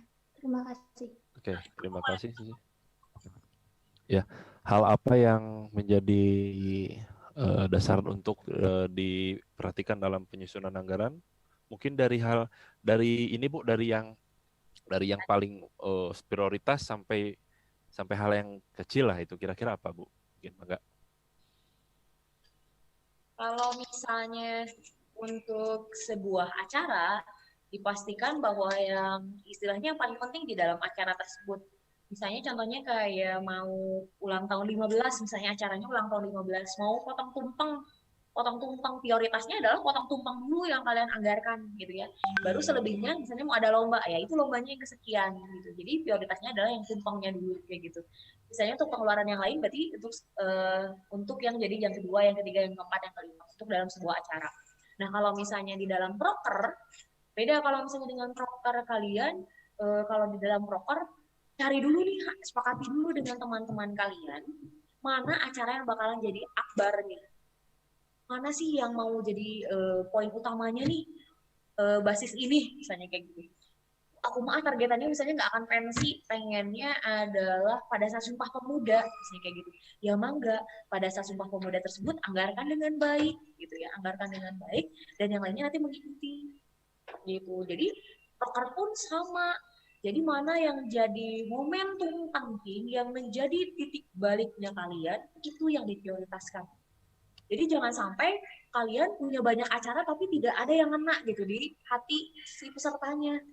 Sayang banget kalau kata saya kayak gitu. Lebih baik kamu punya acara yang sedikit tapi semuanya ngena dan jadi sejarah buat teman-teman kalian. Nah, yang perlu diperhatikan pada saat melakukan proses pelaporan itu adalah historisnya itu, sesuai tidak tanggalnya dengan pengeluaran tersebut. Gitu. Dan jangan sampai ada kesalahan dalam proses pelaporan.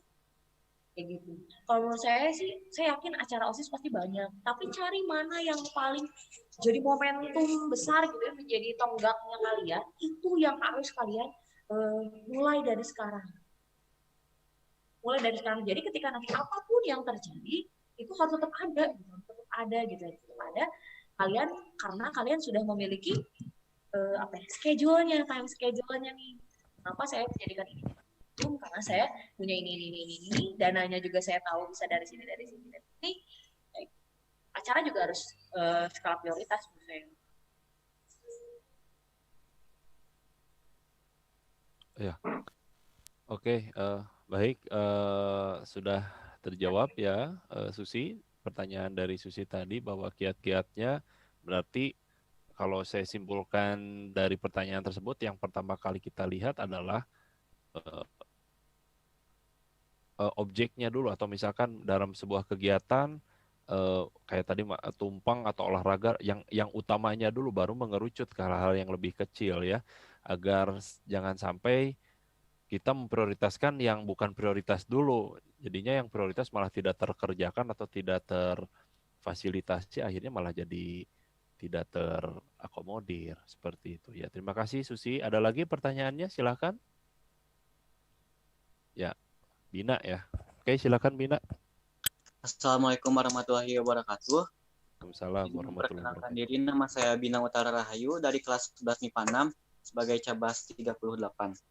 Izin bertanya Bu, untuk di acara-acara besar seperti pensi, apakah boleh anggaran dibuat per divisi dulu, baru nanti disatukan dan diperiksa di bendahara umum?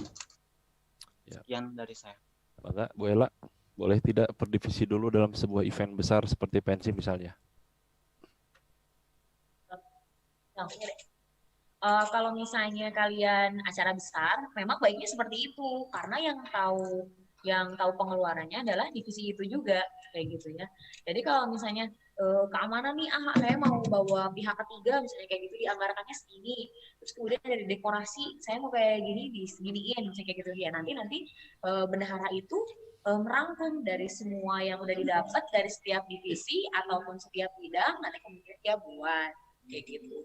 Emang benernya kayak gitu, karena bendahara itu, sekali lagi, bendahara itu bukan mesin, bukan orang pintar yang semuanya wajib tahu. Bendahara itu di sini kalau menurut saya untuk di organisasi adalah dia yang membuat, walaupun dia yang istilahnya membuat anggaran, tapi dia kan nggak mungkin semuanya dia harus survei pasar satu-satu, kayak gitu. Survei pasar satu-satu nggak mungkin. Jadi tetap aja per divisi dulu, nah per divisi yang nanti bakalan nyari, kayak gitu ya, kemudian nanti akan dilaporkan di bendahara.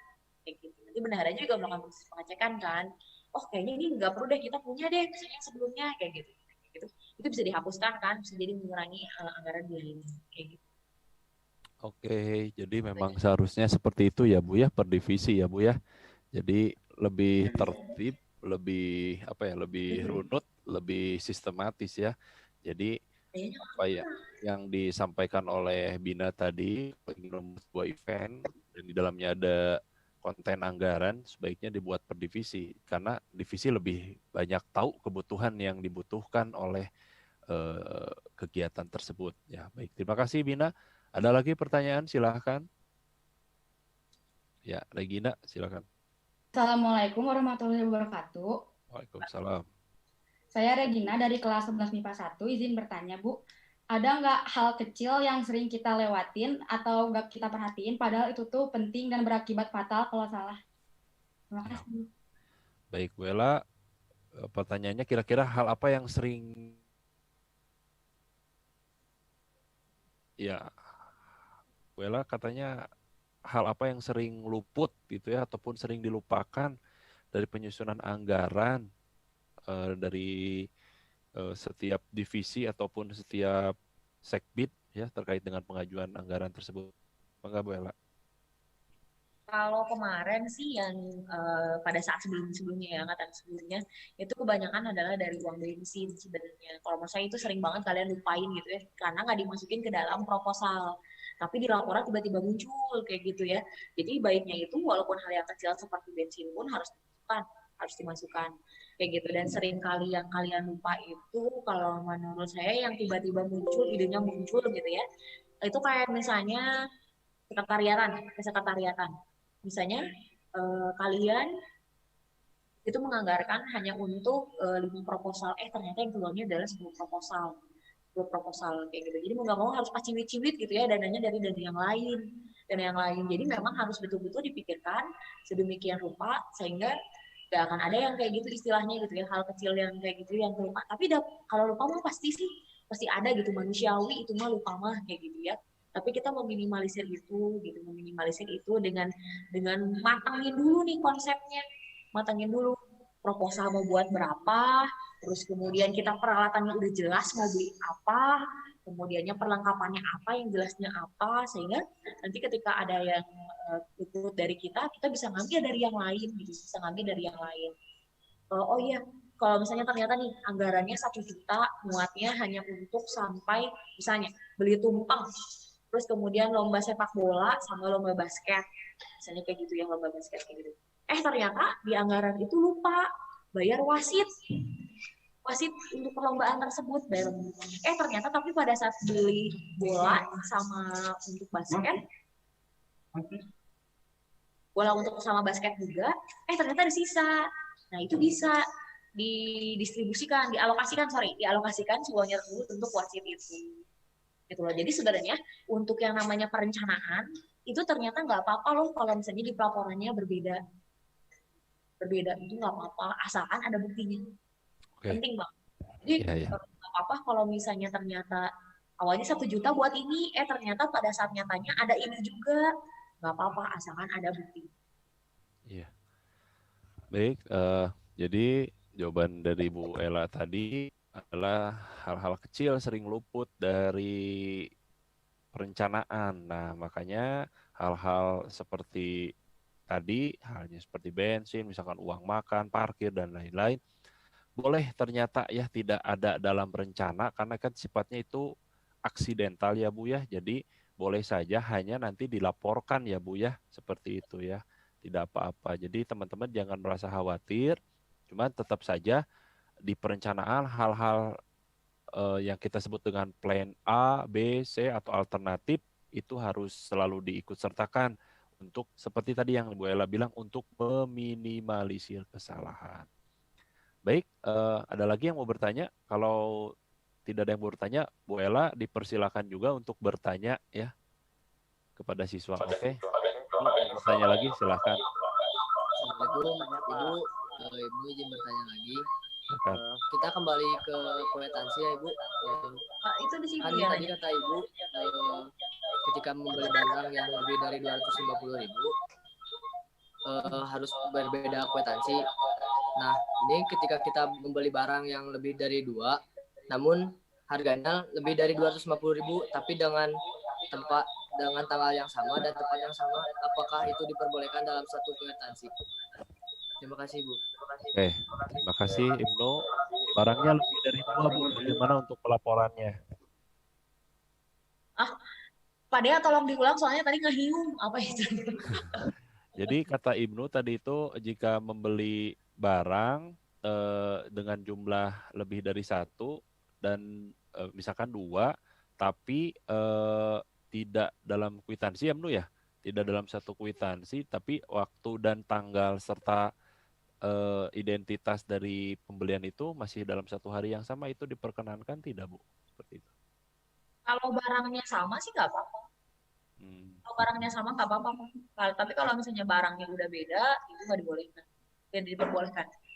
Jadi kalau satu toko barangnya sama, 2 nota, 1 kwitansi itu boleh. Okay. Boleh Ibnu. Ibnu, sudah Nu terjawab? Sudah Pak. Sudah Pak, Ibu, terima kasih. Ya, sama-sama. Baik, ada lagi yang mau bertanya, silakan. Saya Pak mau nanya Pak. Oke, silakan kok. Nama saya Diko dari kelas MIPA 4, mau bertanya, kalau anggaran per sekbid, anggarannya disamakan atau sesuai kebutuhan Pak? Bu. Ya. Terima kasih ya Bu Ella, mangga. Anggaran per sekbid harus sama. Atau sesuai kebutuhan. Kebutuhannya beda-beda gitu ya. Apa sih sekbid juga kebutuhannya beda-beda. Buat saya 1 juta cukup, buat Pak Dea 1 juta belum tentu cukup kan. Jadi memang setiap orang punya kebutuhan yang berbeda-beda gitu ya. Berbeda. Jadi nggak mungkin nih sekbid 1 sama 2 sama. Enggak. Ya. Tapi maksudnya saya sesuai dengan kebutuhannya aja, sesuai dengan kebutuhannya aja. Kalau sekbid 1, pada saya mau momentum pentingnya adalah Idul Adha misalnya. Notabene banyaknya adalah dapatnya dari siswa, misalnya dari teman-teman dapat dari sekolahnya kebetulan 2 juta. Misalnya sekbid 2, ternyata kalau bikin acara teh udah nggak cukup kalau 2 juta mah, saya mah perlunya 5 juta. Ya mah nggak sesuai dengan kebutuhan, nggak boleh disamakan kayak gitu. Adil itu belum tentu sama rata kan, ya istilahnya gitu. Adil itu menempatkan sesuatu sesuai dengan porsinya. Oke, baik. Alhamdulillah sudah terjawab oleh Ibu Ella bahwa untuk setiap sekbid memiliki kebutuhan yang pastinya berbeda-beda satu sama lain. Ada yang membutuhkan uang yang banyak, ada yang tidak, ada yang middle. Makanya nanti disesuaikan. Kata kuncinya adalah kebutuhan. Seperti tadi ya, harus adil. Dalam arti ini proporsional dalam setiap frekuensi dan intensitas kebutuhan kita. Baik, alhamdulillah Bu Ella, setiap pertanyaan sudah terjawab, artinya setiap persoalan juga sudah terpecahkan, dan mohon izin juga untuk menyimpulkan materi yang disampaikan oleh Ibu di sesi yang kedua ini. Yang pertama tadi untuk pelaporan anggaran harus tetap berbasis data, harus tetap berdasarkan dari data-data yang dikumpulkan oleh peserta kegiatan, ya. Dan yang kedua, boleh dalam setiap pelaksanaan atau pelaporan kegiatan itu berbeda, perencanaan dan pelaporan berbeda, tetapi harus berdasarkan data ataupun fakta yang sesungguhnya. Lalu yang ketiga, setiap divisi atau kebutuhan itu pasti memiliki intensitas yang berbeda-beda, untuk itu menyesuaikan saja atau fleksibel, namun tetap sesuai dengan apa yang dibutuhkan oleh setiap masing-masing divisi. Nah, alhamdulillah teman-teman, untuk hari ini cukup menarik juga pembahasan tentang bagaimana menyusun anggaran dan pelaporan juga. Selanjutnya untuk sesi tanya jawab saya akhiri dan kita kembalikan kepada Bu Ella untuk penugasan dan juga proses pemberian pekerjaan di rumah, apakah itu kelompok individu. Saya persilakan kepada Ibu Ella untuk memaparkan penugasannya. Silakan Bu. Oh, kelompok ya. Ya, terima kasih Pak Dea. Nah, nanti tugasnya itu adalah kalian melanjutkan dari Bang Pantedi, artinya bahwa di dalam proposal itu kan ada anggarannya ya, dan itu sistemnya kelompok ya. Jadi silakan buat proposal, di dalamnya juga ada anggarannya, silakan dibuat sedemikian rupa, dilihat mana yang jadi skala prioritasnya, terus kemudian kalian buat anggaran dari contoh dari anggaran di proposal tersebut. Kayak gitu aja sih sebenarnya untuk tugasnya Pak Dea, biar secara langsung juga, biar saling berkesinambungan juga antara buat proposal. Terima kasih. Oke, baik. Saya tegaskan sekali lagi teman-teman, untuk penugasannya masih dalam satu frame yang sama dengan tugas yang diberikan oleh Bapak Teddy di 1 hari kemarin atau kemarin, yaitu tentang pembuatan proposal. Di dalamnya sekarang harus termuat ataupun harus tercatat anggaran-anggaran. Nah, tadi harus sesuai juga dengan apa yang disampaikan oleh Ibu. Bu Ella, mohon izin, materi Ibu boleh di-share kepada anak-anak nggak? Enggak Pak, udah ada di operator juga. Oh, sudah ada? Boleh? Boleh, alhamdulillah ya. Berarti teman-teman nanti tinggal melanjutkan apa yang disampaikan oleh Ibu Ella untuk materinya, dan jangan sampai keluar dari kaidah-kaidah yang dicantumkan ataupun yang disampaikan oleh Ibu Ella. Bu Ella, terima kasih atas segala atensi dan perhatiannya kepada kami, dan mudah-mudahan apa yang disampaikan oleh Ibu hari ini bermanfaat untuk kami, untuk saya pribadi, untuk teman-teman semua. Mudah-mudahan tidak bosan juga ya untuk dimintai request jawaban pertanyaan-pertanyaan, karena sepertinya anak-anak ini masih banyak pertanyaan-pertanyaan, mungkin offline di lain waktu ya Bu, ya jangan bosan ya Bu, karena tadi Ibu sudah memberikan nomor handphone. Jadi siap-siap saja mendapat pertanyaan dari teman-teman Cabas dan juga dari PK ya itu. Ya, hatur nuhun Ibu Ella atas segala dedikasi dan juga loyalitasnya. Ada yang mau disampaikan Bu kepada teman-teman Cabas dan juga PK? Silakan. amanat dari Ibu adalah semangat di kegiatan ini. Ketika kalian misalnya saat ini tidak bersungguh-sungguh, saya yakin kalian kemudiannya juga nggak akan sungguh-sungguh. Silakan kalian mengeksplor berorganisasi kalian di OSIS ataupun MPK. Apapun yang nanti keputusannya, jadi ataupun tidak, pengurus OSIS ataupun MPK, saya yakin itu adalah yang terbaik gitu ya. Jangan patah semangat, terus ngikutin acara ini sampai dengan selesai. Karena orang yang putus asa itu hanya adalah orang yang rugi lah, orang yang rugi. Jadi tetap semangat bahwa terutama untuk OSIS dan MPK dari atas kepala sampai ujung kaki kalian adalah contoh. Ya, contoh dari 1000 orang. Kalau kalian yang nggak benar, berarti otomatis 1000 orang pun nggak benar. Kesiswaan yang terutama pada yang nanti repot ya. Jadilah contoh buat teman-teman yang lain. Terima kasih, itu aja. Tetap semangat. Assalamualaikum warahmatullahi wabarakatuh. Waalaikumsalam warahmatullahi wabarakatuh. Waalaikumsalam warahmatullahi wabarakatuh. Ya, terima kasih. Waalaikumsalam warahmatullahi wabarakatuh. Warahmatullahi wabarakatuh. Terima kasih semuanya. Waalaikumsalam warahmatullahi wabarakatuh. Ya, belum beres, bentar, belum beres, bentar. Ada informasi dulu sebentar ya dari saya dan dari Ibu Indah. Baik, Baik, Pak. Alhamdulillah teman-teman, untuk materi hari kedua ini sudah berlangsung ya. Dan teman-teman, saya asumsikan untuk kegiatan di hari kedua ini cukup bisa menguasai dan sekarang tinggal implementasi dalam pembuatan tugas dan laporannya. Dan sebelumnya Bapak informasikan teman-teman yang belum mengisi presensi, ini ada kita sama-sama aja, nanti silahkan Anda masuk ke kolom chat ya, silahkan di kolom chat itu ada presensi di atas ya, itu nanti tolong diisi presensinya karena link hari kemarin dengan sekarang berbeda. Tercatat terakhir tadi baru 20 orang yang mengisi dan sepertinya ada yang mengisi di link yang kemarin, oke? Jadi setiap harinya itu berbeda ya linknya dan mohon dilihat di kolom chatnya, silahkan untuk yang belum untuk mengisi nanti ya, dan jangan sampai tidak mengisi presensi karena ini berkaitan dengan evaluasi kalian untuk besok dan seterusnya. Baik, ya ada yang ingin disampaikan oleh Ibu Indah terkait dengan teknis untuk besok? Enggak? Ibu Indah ada di tempat? Baik. Ya, Bismillahirrahmanirrahim. Assalamualaikum warahmatullahi wabarakatuh. Salam, silakan Pak Iwan.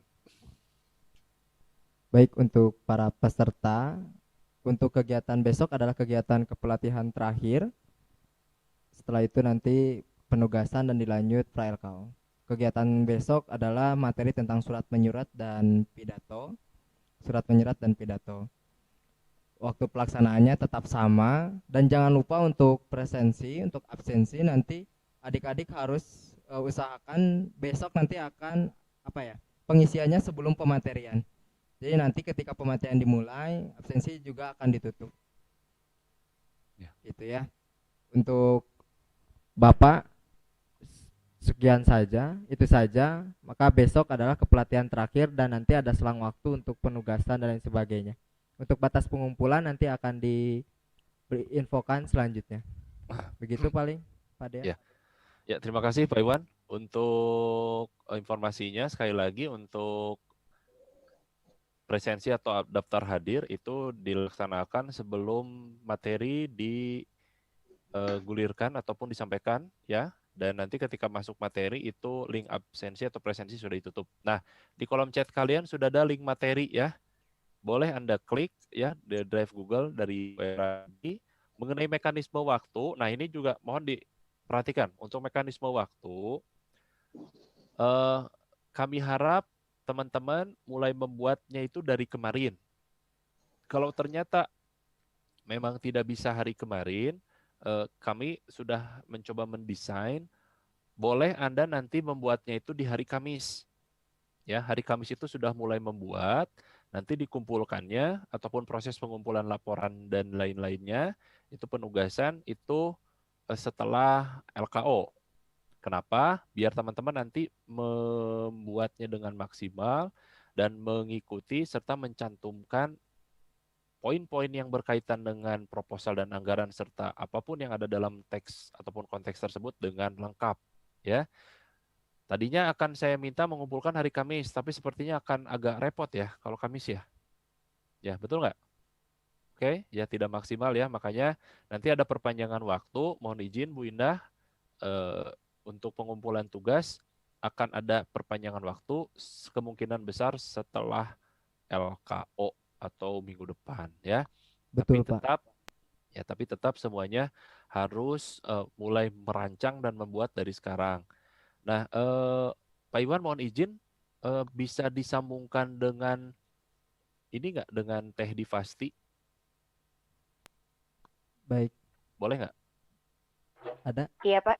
Ya, Dev. Ada saya. Oke. Mau di videonya mau ditampilkan nggak? Nggak usah. Nggak usah, Pak. Oke. Ya, baik.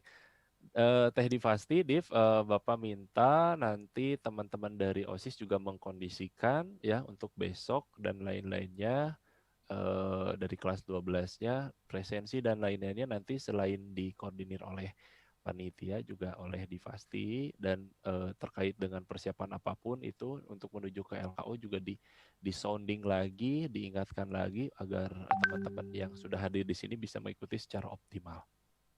Pak, insya Allah kami informasikan terus informasi yang kami dapat dari panitia ke peserta. Oke ya. Lalu lalu satu lagi Teh Divasti, mungkin di sini ada yang bingung belum mendapat kelompok, mohon dibantu ya dari pihak OSIS-nya atau sudah? Sudah, Pak, untuk pembagian Alhamdulillah. kelompok yang kemarin untuk proposal sudah kami bagikan kelompoknya masing-masing. Sip. Iya. Dan saya harap tidak ada yang menjadi pelengkap penderita ya dalam kelompoknya ya. Pelengkap penderita itu tahu kan maksudnya ya, yang menuliskan atau bikin cover doang itu nggak boleh, semuanya harus terlibat ya, seperti itu. Ya, terima kasih Divasti, alhamdulillah cukup Ya, mudah. terima kasih banyak, Pak. Baik, untuk itu terima kasih teman-teman. Mohon izin melaporkan moderator hari ini yang masuk ke link Zoom itu ada sekitar 100 orang ya, 101 tadi saya sudah catat. Untuk besok juga masih sama, standby-nya pukul 12.45 atau 12.50 dengan catatan itu 10 menit digunakan untuk presensi atau daftar hadir. Selanjutnya kita bisa mengikuti kegiatan tanpa harus diganggu oleh presensi dan daftar hadir lainnya. Oke, untuk itu saya Dea Fauzi Abdillah sebagai moderator ucapkan terima kasih atas atensi dari teman-teman di hari kedua ini, dan semuanya juga mendapat ilmu, saya juga mendapat ilmu. Mudah-mudahan besok tetap seperti ini dan mendapat ilmu juga, karena materi besok itu lebih lebih kontekstual, lebih langsung praktek, yaitu tentang pidato ya, Pak Iwan ya? Betul, Pak, dengan Ya. surat menyurat. Wah, pidato dengan surat menyurat. Nah, artinya di sini teman-teman harus mengikuti, kalau pidato itu lebih ke public speaking ya. Kalau dalam ilmu kepidatoan ada istilah retorika. Nah, teman-teman yang biasanya behind the scene ya, di belakang layar atau nyumbang ide doang, nanti wayahna di setiap organisasi harus ada kemampuan untuk berbicara di depan orang atau public speakingnya. Nanti triknya akan disampaikan oleh pemateri.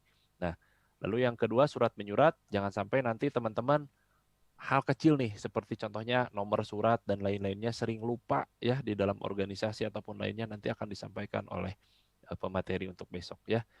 Mungkin itu saja dari Bapak untuk hari ini memandu kegiatan. Terima kasih teman-teman dari Cabas dan juga perwakilan kelas serta rekan-rekan panitia di sekolah. Mudah-mudahan selalu sehat semua. Saya kembalikan ke sekolah. Semoga selalu dalam lindungan Allah Subhanahu wa taala. Terima kasih. Saya kembalikan kepada Iwan. Wassalamualaikum warahmatullahi wabarakatuh. Waalaikumsalam warahmatullahi wabarakatuh. Baik para peserta kegiatan hari ini, terima kasih. Untuk Terima kasih, Bapak. dari OSIS atau MPK ada lagi yang ingin diutarakan? Cukup? Cukup. Cukup ya? Baik, kalau misalnya ada informasi lagi silahkan diumumkan atau ditanyakan di grupnya masing-masing.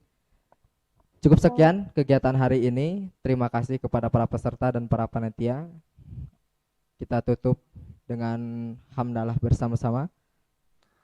Alhamdulillah. Wa kafaratul majlis subhanakallahumma bihamdika asyhadu an la ilaha illa anta astaghfiruka wa atubu ilaik. Terima kasih atas perhatiannya. Besok kegiatan terakhir. Assalamualaikum warahmatullahi wabarakatuh. Waalaikumsalam warahmatullahi wabarakatuh. Waalaikumsalam warahmatullahi wabarakatuh. Silakan kembali ke grupnya masing-masing, grup WhatsApp-nya masing-masing. Waalaikumsalam warahmatullahi wabarakatuh. Waalaikumsalam Enak warahmatullahi ya Pak Dea makan ya. Enak.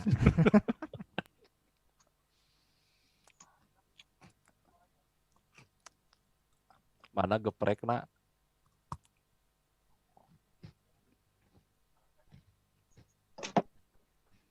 Itu pedas ya? Gak boleh makan pedas deh. Konsumsinya apa? Konsumsi apa? Konsumsi. Tunggu sebentar adik-adik. Oh, semangat. Udah adik-adik boleh keluar ya. Assalamualaikum warahmatullahi wabarakatuh. Kak Dea, halo. Siap. Cepat sehat ya. Amin. Semangat di rumah.